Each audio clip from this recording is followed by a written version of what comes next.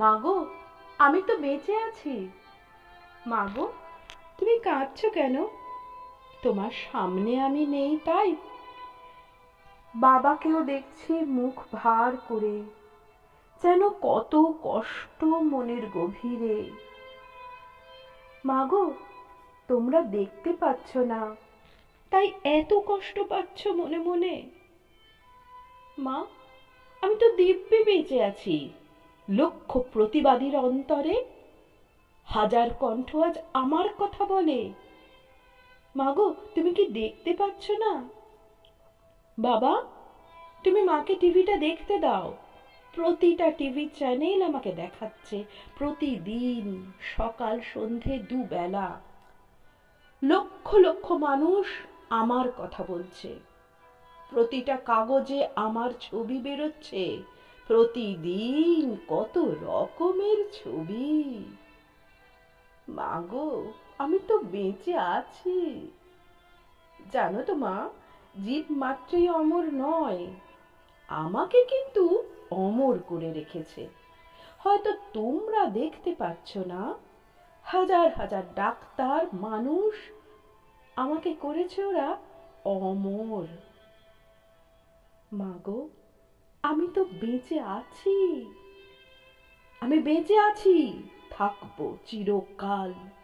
যতদিন থাকবে রক্তপিপাসু হায়না, যতদিন থাকবে পৃথিবীতে নরদস্যু, থাকবে হিংসা লোভ লালসার ছায়া, থাকবে অন্যায় প্রতিহিংসার দামামা, লুঠতরাজ চরম অবিচার ব্যভিচার, থাকবে দুঃশাসন শকুনির পাশার কৌশল।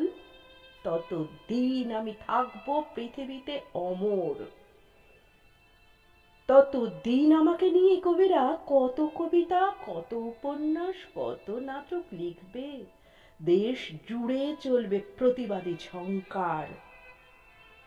উত্তাল হবে রাজ্য রাজনীতির পটচিত্র। ততদিন মৃত্যুহীন থাকবে তোমার তিলোত্তমা। মাগো, তুমি আর কেঁদো না মা। আর বাবাকে বলো চুপ করতে। তোমার আড়ালে বাবা কাঁদছে, আমি দূরে থেকেও দেখতে পাচ্ছি।